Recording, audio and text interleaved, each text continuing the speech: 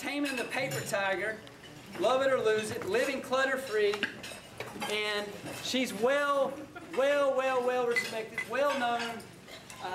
She has a business with people all over the globe that help her and help individuals, businesses, churches, and organizations become more efficient and become more organized so that they can fulfill all that God has called them to fulfill.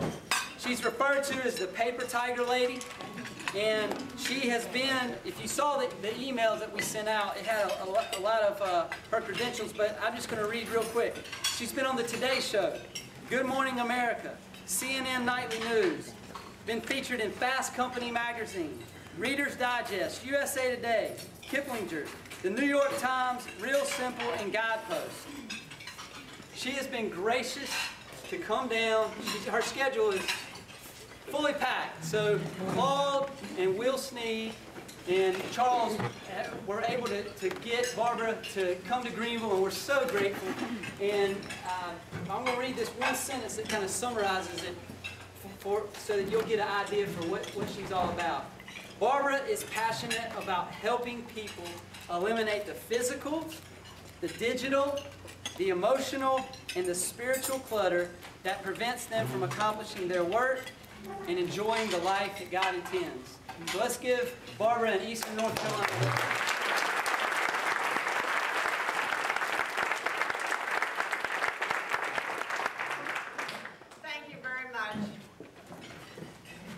In 1978, I moved to New York City with my husband from India, where we had adopted three orphan children, one from Mother Teresa's orphanage who was mentally disabled. We lived on the Upper West Side. My husband worked for a nonprofit organization, and we needed more money in our household. But I also needed flexible hours, and I needed substantial income. And I read that a lot of successful businesses had been started when people listened to what other people were complaining about.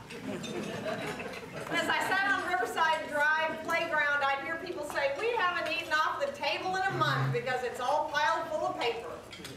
Or, "We had to file an extension on our income taxes because I couldn't find the receipts." Or, "I just had a fight with my kids about their messy room," or with my husband about the clutter on the kitchen counter. And I thought about it and realized they didn't have my mother. So I put an ad, took $7 out of the grocery money, which was a stretch, because sometimes I used to walk 20 blocks because I didn't have the 50 cents for the bus, and took $7 out of the grocery money and put an ad that said, "Organizing Consultant can help you make better use of time and space."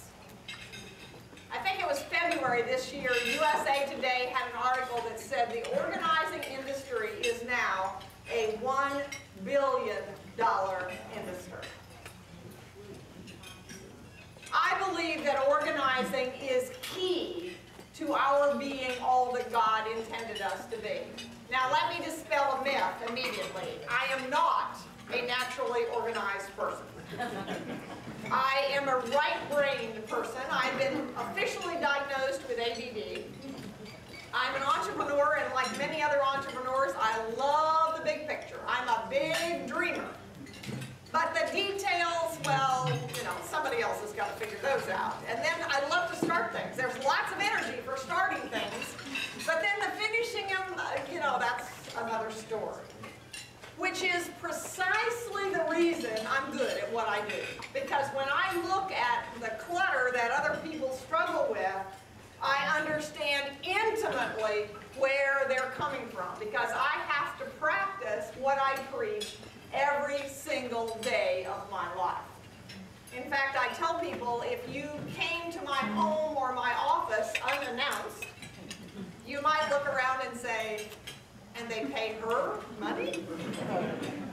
In fact, not too long ago, I had a client. I love to have my clients come to my house because a picture's worth 1,000 words. So often, if they want to get something in place, it's easier for them to come and see mine. It makes it easier for them to do it.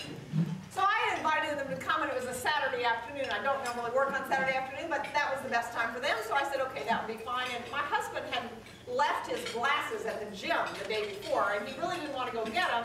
And I said, hey, I have some errands to run. I'll just go pick them up. And so I was out running errands, and in true ADD form, I forgot about my appointment. I'm driving around, and all of a sudden my cell phone rings, and it's my client who says, we're almost there. Uh-oh. Trouble.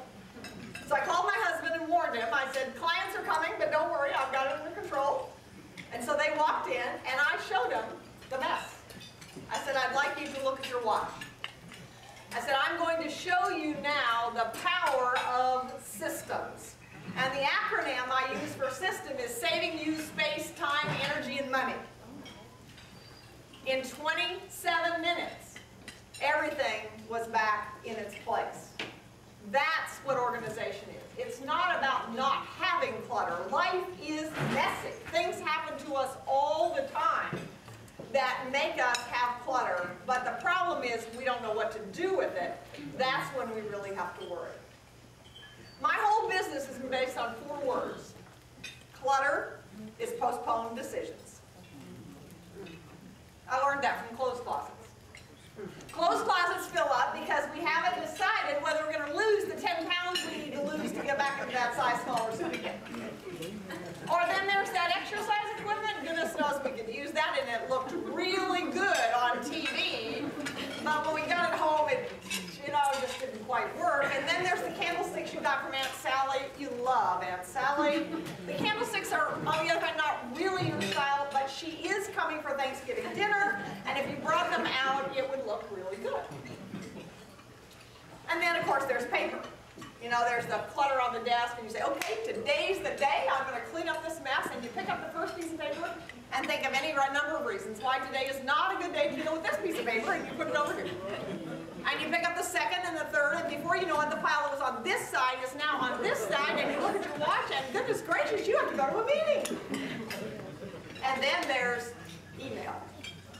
Go to work in the morning, open email, open, close, open, close, open, close, and before you know it, 45 minutes has gone by, and nothing has happened except that your spirits are sagging because you realize you haven't accomplished anything, and there's a whole bunch of work that you really have to do. Clutter's postponed decisions. But here's the news that I want you to hear that's most important. The most important decision you will ever make is, who is Jesus Christ? And when you know that, and when you make your environment an environment that reflects the teachings of Jesus Christ, you will be able to accomplish your work and enjoy your life. And more important than that, you will be a role model in His kingdom. If there was ever a time we need role models, it's right now. When I travel a lot, I sit on airplanes and in airports, and people are often talking about how terrible everything is. And nothing pleases me more than to be able to say, isn't it wonderful that we're not in charge? And that often opens up a great conversation about who is Jesus Christ. When I was young, my father-in-law was an attorney, and he said that he was going to be a preacher. But he decided that if he were a preacher, people would expect him to act in a certain way. But that if he became an attorney and he acted that way, it would make people ask questions. Well, I took that to heart because I was going to be a missionary when my uncle was a medical missionary in South Africa, and I was going to go with him. But then I realized that I had a passion to serve Christ, but I wanted to do it in a different way. I didn't really intend to go the way I did, and the story is kind of interesting. When I was a child, I went to a one-room country school in Nebraska with one teacher in 9 grades. I lived on a farm, second floor of a tenant farmhouse. And my grandfather was a very religious man. He was also a very legalistic man. And he always talked about how God spoke to him. Oh, I wanted God to speak to me. I just, please, I'd go to the altar and I'd beg, God, speak to me like you do to my grandfather. And nothing ever happened. Well, in that one-room country school, I was also the victim of bullying. So I became very, very depressed. And at the age of 11, considered suicide. Because there were no friends, and God wouldn't speak to me. Fortunately, my brother found me, 6 years younger than I, and so nothing happened from that, and I moved on. But I struggled with depression for many, many, many years, and even in my 40s.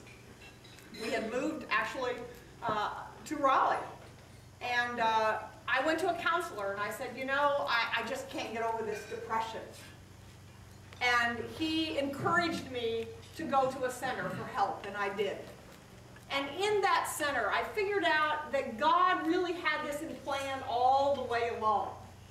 It says in Romans, all things work together for good for those who love Christ and are called according to his word. And if I hadn't experienced this myself, then I wouldn't be able to help the other people that I'm able to help. I wouldn't understand where they are, and now I do. But I have to chuckle because my grandfather used to say, if you don't hear God speaking to you, it's because you have skeletons in your closet. And I thought, isn't it interesting? Maybe at some level I became an organizing consultant because I was trying to find the skeletons in my closet so that I could hear God. Now I'm pleased to tell you that God speaks to me today, now, all the time, and it's a thrill. And my business is my ministry. My business is an opportunity to touch people because organizing is an intimate experience. In fact, one of the things we've learned is we've learned to do the work we do virtually because often people don't want us to see their mess. I'm a successful business person. I don't want you to see what this looks like.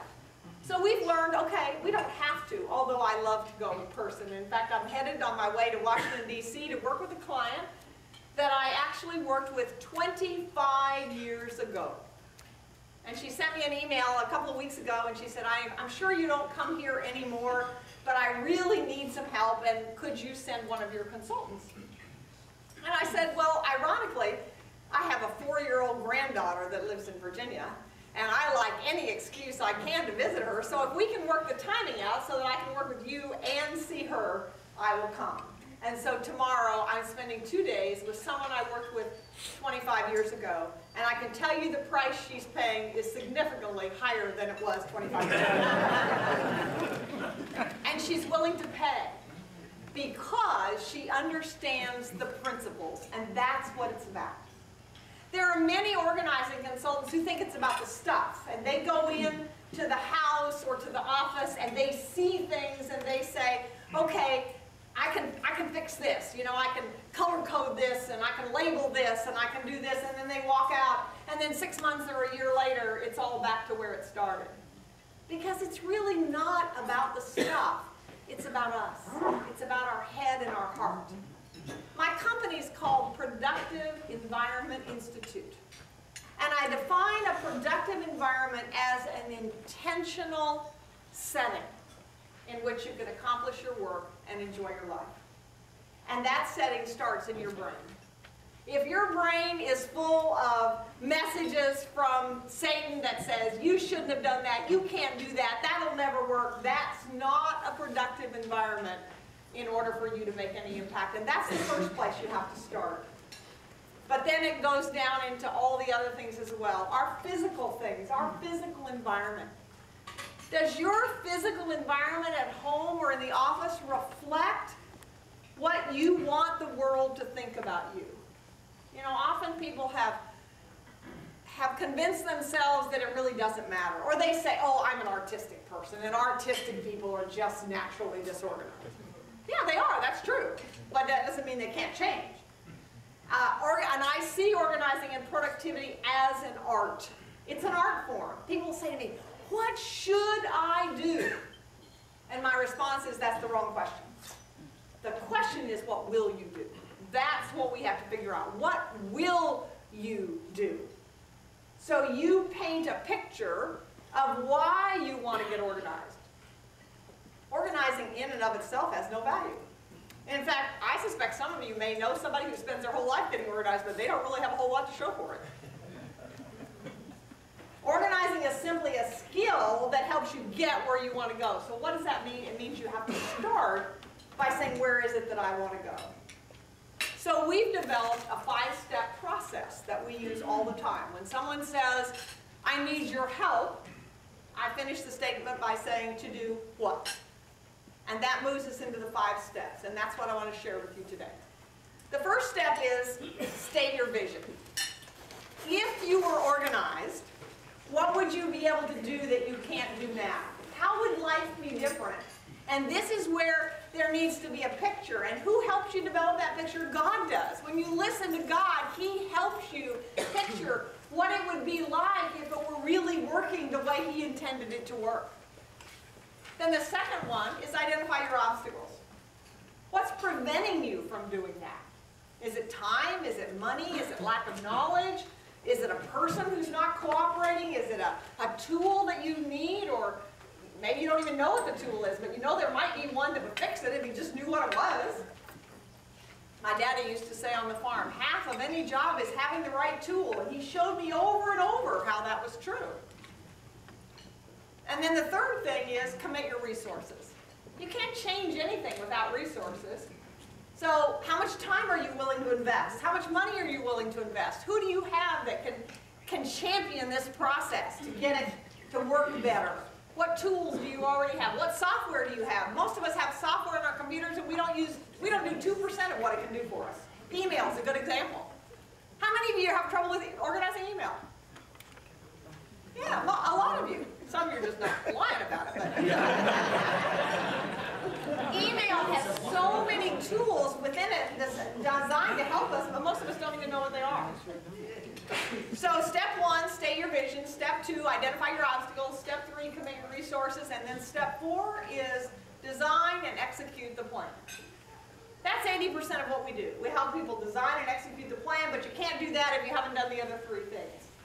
And then the last one is the most important one, and this is where people fall off the wagon, so to speak. It's called sustain your success. When you're trying to change behavior and systems, it does not happen easily. So you have to go back and say, I tried that, but it didn't quite work. Why not? What can we do to adapt it? So that becomes a circle. So everything that you say or think about a particular issue, whether it's your system for doing the laundry or your system for managing email.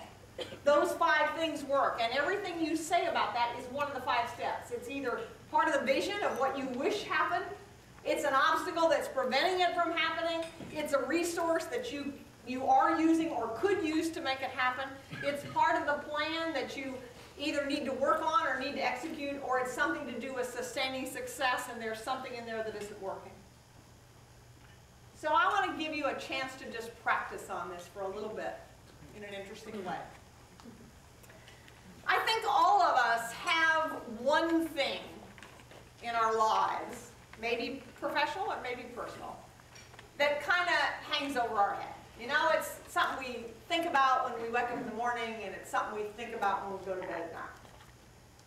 It may be losing weight, or it may be getting rid of an employee that isn't really a good fit, or it may be getting training to do something different in your work or your job.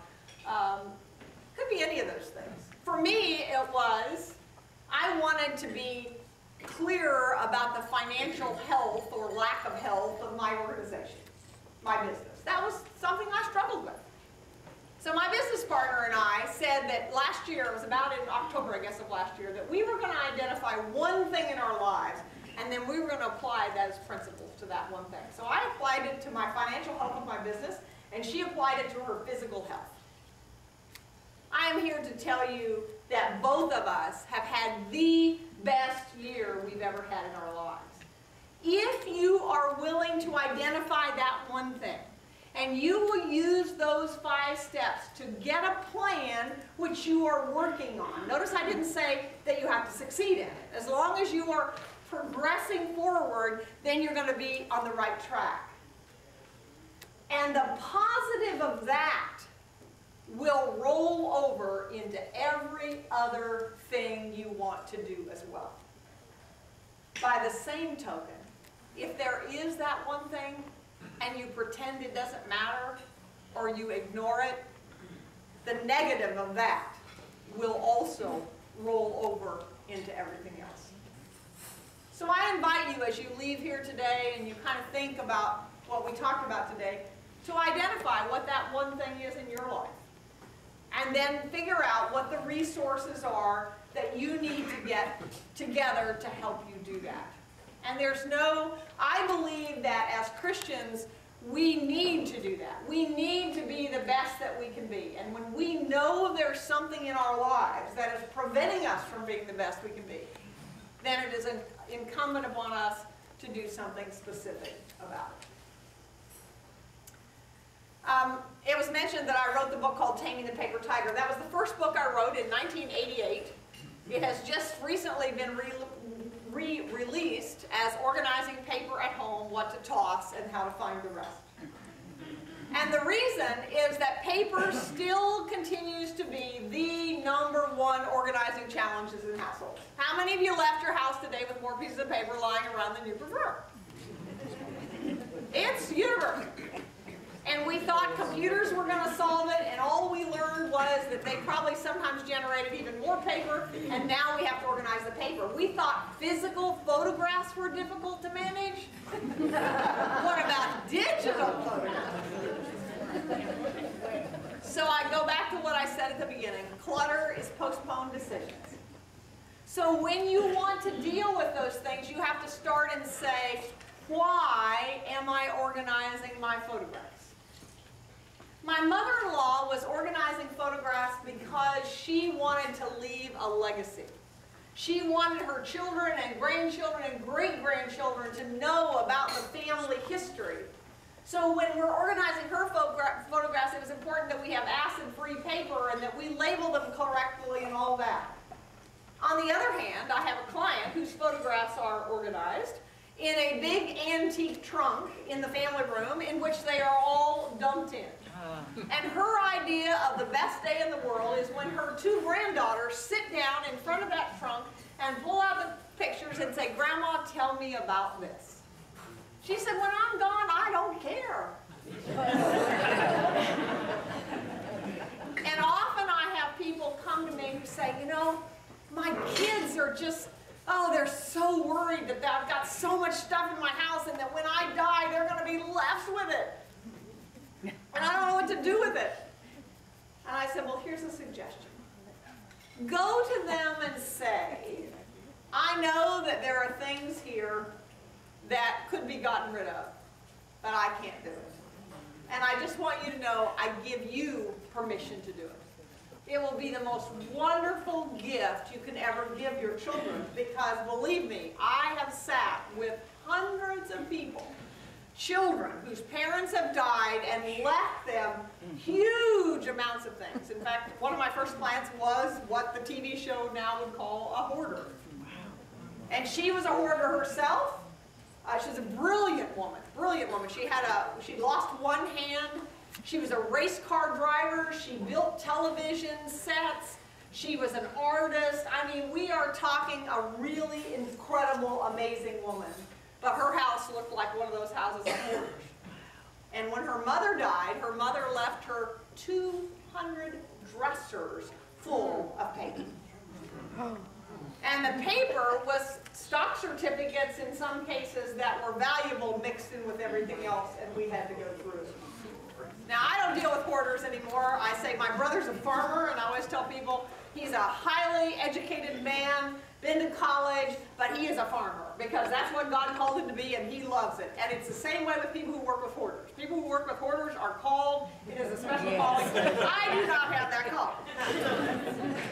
However, I do have a calling about paper, especially in the household, because many organizing consultants can't manage their own, let alone teach anybody else how to do it. So we've developed a series that we call the Home Office of the Business of Life that deals with the very issue of managing paper and digital information in the household. And I always say to parents, you are responsible for role modeling this to your children.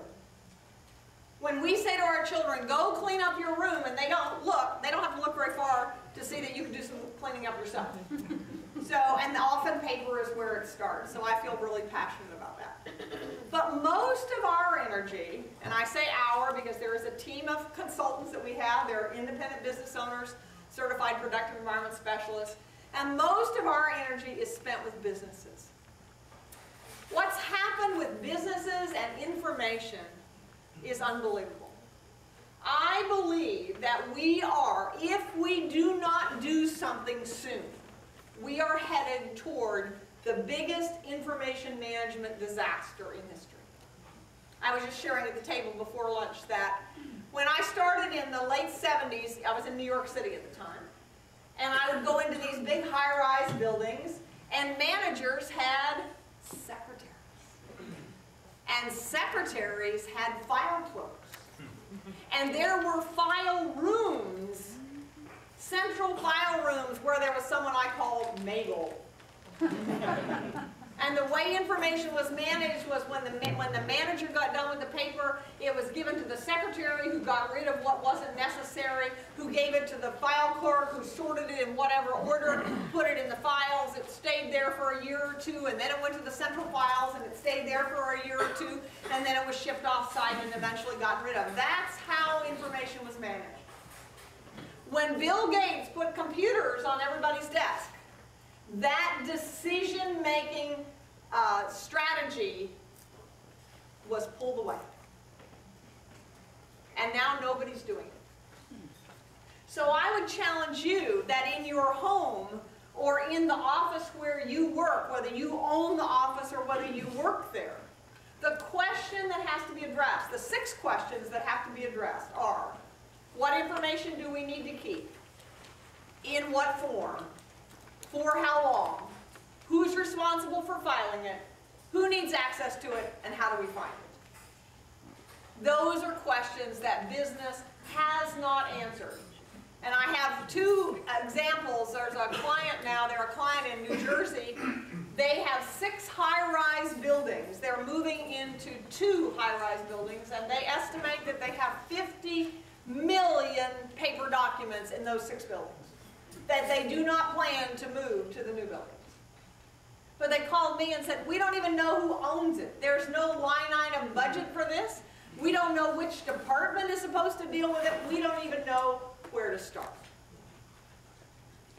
By the same token, just a few weeks ago, I was approached by a company that used to have 12 district offices. They're downsizing. How many companies now are downsizing? And one of the reasons they're downsizing is they don't want private offices full of filing cabinets that cost lots of real estate money, and they don't want to spend it that way. They're sending people home to work. Well, when you send people home to work, the file cabinets full of stuff at the office doesn't really help very much, does it? And in most companies, the person who should be the person who helps people identify how to make that transition from paper to digital to the cloud so that information can be managed by whoever needs it, the person in the company who should be responsible for making that change is over 45 years old and they can't do it themselves. That's the opportunity that exists. Someone has to take over that, and if we don't, we're heading down a very dangerous road. So how do you decide what to keep and what to throw away? And this applies, I call it the art of wastebasketry. And it applies in your clothes closet, the utensil drawer in your kitchen, the garage, the attic, your email, I don't care where it is. It's a series of questions, and I don't have time to deal with all of them right now, but I want to give one to you, because this is one you can use immediately when you leave this room today. And that's the question of, what's the worst possible thing that would happen if I didn't have this? If I got rid of this and it turned out I was wrong, what would be the price? And then you say, is that a price I'm willing to pay? And it's not a moral issue. You can keep everything you want if you're willing to pay the price. The price is time, space, money, and energy. People often don't want me to come around because they think I'm going to say, you don't need that. I'm not going to say that. I don't have a right to say that. That's yours. I can't say that. But what I can much time, space, money, and energy it's going to take so that you can make an educated decision about whether or not that's a choice you want to make. In Atlanta, probably 15 years ago, I had a client, public relations firm actually, and she had 35, I know she has them because I organized them, 35,000 file folders. Did she need them? I don't think she did, but she thought she did. And that was her choice. She was willing to pay the price. Now, we are a society of stuff.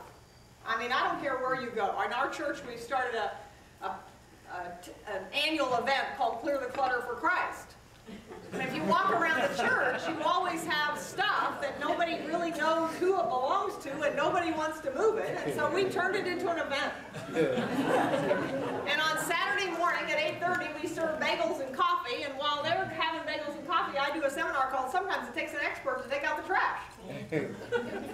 And then we set up tables. And so we send people around, and as they find things that don't look like they really belong there, we bring them into the tables and we set them up there for 3 weeks. And then the pastor tells people, come and check out the tables and see what you can find. Well, my cousin says, there's the casserole dish lid I've been looking for 3 years. And we had two rooms that had been storage rooms, and within 48 hours they were Sunday school rooms. That's what good stewardship is about. So deciding what to keep and what to throw away is not a moral issue. It's an issue of good stewardship.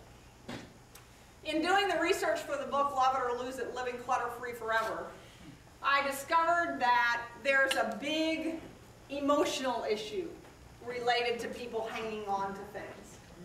And what I discovered was that in virtually every situation, I'm tempted to say every, but I know you should never say that, but I can't think of an exception, to be honest. Every time I talk to someone who has trouble getting rid of things or knows someone who has trouble getting rid of things, if I ask enough questions, I will find out that this person at some point in their life experienced a severe emotional loss. I was autographing books in Barnes & Noble in New York City when King and the Paper Tiger first came out.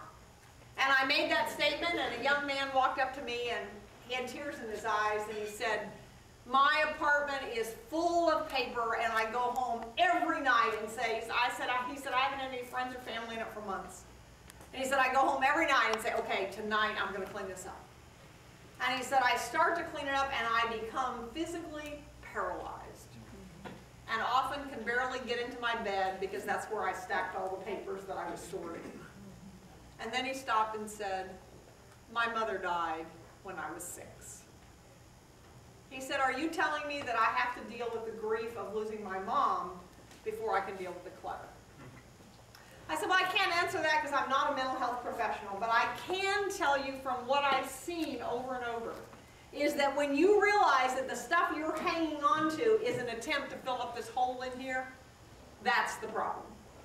And then you have to figure out who can you trust to help you go through that process. Well, that's where a professional comes in, but more importantly, that's where Christ comes in. Amen. When we fill up that hole in our heart with our Lord Jesus Christ, then it's easy to let go because we know what's really important, and that's the only thing that really matters. How do you know whether something's organized or not? Well, I have 4 questions that I encourage people to use to say whether something is organized enough or not. And those 4 questions are, number 1, does it work? You know, we're at the time of year when you're choosing calendars. Calendars are key to accomplishing your work and enjoying your life. I remember years ago when I was in Washington, D.C., I had a client. I'd seen her at a networking group, and she always just said, oh, you just die if you saw my office. And everybody says that. It's the only thing I don't like about my work, because people think I'm there to judge them. I don't care. It's your stuff. If you like it, I don't have anything to say. I'm not in the business of convincing anybody, but I'm dying to find people who want to change because I know how to help them change. Well, she finally had me come to her office, and I walked in, and it's like, probably did kind of die. There were 3 computers, and the computer screens were all, and 3 computer screens back in the early 80s was, you know, now that's pretty common, but in the early 80s that wasn't so common. And they had Post-it notes all stuck around them, some of which the ink had faded because they've been there so long. And I noticed that a lot of the Post-its had physical appointments on them. And so I said to her, you know, what kind of calendar do you use? And she said, oh, I don't use a calendar, they're so ugly. And I thought, I mean, this is a woman with she's an attorney, she had a PhD in linguistics. I mean, she was an amazing, amazing woman. Well, I'm working with her, I found out that she liked red, and so I went out and I found this beautiful red leather calendar, and I sent it to her, and I called her 6 weeks later to see how she was doing. She said, oh, I love my calendar, I use it every day. So a calendar is a good thing. It's this time of year, if your calendar's not working, whether it's paper or electronic, this is the time to get one that is. How do you know? Does it work? Second one is, do you like it? You gotta like it. If you don't like it, you probably won't use it. And the third is, does it work for the other people that it impacts? If your calendar has information on that you need to share with your family or with your colleagues, then you have to take that into consideration. And then the fourth question is, can you recover quickly? As I said earlier, life is messy. You can have systems in place and, you know, you get sick or your kids are sick or you have to travel or there's a convention or your assistant doesn't show up or you have a flood in the office or the computers die or something happens. I mean, it just happens and things kind of get out of control. You know, instead of putting the appointment in the calendar, you put it on a sticky note. That just happens. But if you have a system saving you space, time, energy, and money, it's like, okay, I know what to do with it. I can recover. And that's really the only thing that matters. It's not a moral issue. It's about having a system. So let's take some time. Oh, I want to tell you one thing. If you haven't seen this article in Forbes, Forbes has the Forbes 400. This was an October 8th issue. Biblical Billionaire. It's about David Green and Hobby Lobby. And if you haven't read the article, be sure you do. It is so inspiring because he talks about his business and how he runs it for the Lord, and it's really an impressive article, very inspirational. So I just wanted to share that with you today. All right, let's do some questions and answers. Who has a question? This is a topic I can talk about for a week, so it's always hard to figure out what to ask. So what can I answer? Yes. Yes. What's your advice for getting started when tasks just seem so overwhelming? Because I've got an attic that is crammed full and open the door and I'm like, nah, not this week. Okay, great. Perfect question is, what is your suggestion for how do you get started? You know, when you have a big project and you know it needs to be done, he mentioned an attic, but it can be email, it can be your closet, it can be anything. The principles are the same. It's a great question. You go back to those 5 steps that I gave you, and the first step is, what's your vision? If that attic were what you wanted it to be, if it did what you wanted it to do, how would it be that it's different? And let me give you a wonderful story. One of my early clients was a press secretary for one of our first ladies, and she had a lake house and it had an attic in it. And when she hired me, it was just, you know, you couldn't even walk in it. And when we began to do the vision, she had granddaughters, and she had lots of fun things because she'd traveled around the world. So she had all kinds of interesting things. And her goal was she wanted the attic to be a playroom for her granddaughters. And that's how we made it. I mean, she was willing to do what she needed to do because she could envision her granddaughters playing up there and playing dress up and all those sorts of things, which is what they did. So that's where you start. Then you go to, okay, what are the obstacles? You know, is it space, is it time, whatever, and then what are the resources? Who's going to help you? And one of the things for getting rid of things that I think is really important is that everything you have in your home or your office that you're not using, somebody else really needs. That's stewardship. One of the things we do for companies is something we call a productive environment day, which is basically a clear the clutter out day. And we turn it into an event. We start the morning with coffee, and sometimes it takes an expert presentation, and then we send people back to their offices to start cleaning up. And we set up recycling places and shredding places and white elephant rooms so that if you find something in your office that you don't need but you think somebody else might, you can put it there. And during the day, anybody can come get it. They have to take it home. And then we eat lunch together, and then at the end of the day, about 30 minutes before the end of the day, we get together, we give prizes for the funniest thing, the oldest thing, the most valuable thing. etc. We give the prizes and we do an evaluation form on a scale of 1 to 10. How helpful was this to you? We've never gotten a score lower than 5, and 80% rated at 8 or above, because we want to get rid of it if we just know how, if we're empowered to do it, and if we're given the techniques to do it. So turning it into an event, you know, really helps. Does that help any? Yes, thank you. Okay, good. Okay, another question. And if somebody wanted to call productive environments and work with their business here locally, they call you? Absolutely, absolutely. And what I do with all people is I always do a 30-minute phone consultation first, for which there's no charge. That's where I want to find out what is it that you want to do. And we actually have scorecards. I believe I've guaranteed my work for 35, next year will be my 35th year in business.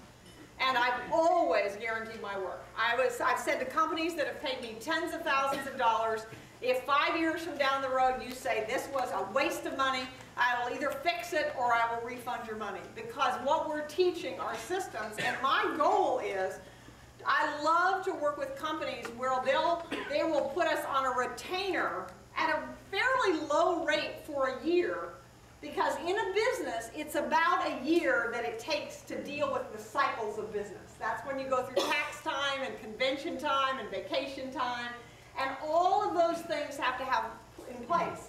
So if we're with you for a whole year, then we work with you at different times, giving you whatever you need. Maybe you have an employee in your office who really, I think about it, I got a call from a president of a bank, and he had an administrative assistant that had been with him for 17 years. And she was an awesome person in many ways, but her office looked just horrendous. And they were moving to new headquarters, and her office was going to be front and center. And he said, I can't have it looking that way. So he called me. She was so scared that she wanted to quit. And he convinced her not to. And so I went in to work with her. And you know what I found? It was very sad. I could tell how scared she was. So I said, let's go to the cafeteria and have some coffee. And we did, and we were talking. And it turned out that at one point in her life, her office was so bad, her boss had sent her on an errand and brought another employee in to clean up the office while she was gone. But it was even worse than that, because at the age of 18, she had been raped. That what came over from that. Those issues were related. And so I promised her that I would not touch anything. I was just going to ask questions, and that's all I do. I just ask questions. I facilitate people finding them. So that's the way I like to work. So I mean, if you have a problem either personally or business-wise, I'd love to talk. We set up a phone call, we find out what specifically, and then I get you on the right track. And in many cases, people don't need to hire me. They just need to get on the right track. And if I get them on the right track, they can run with it. Other times, they need to do help. So that's what I'm available for. Yes?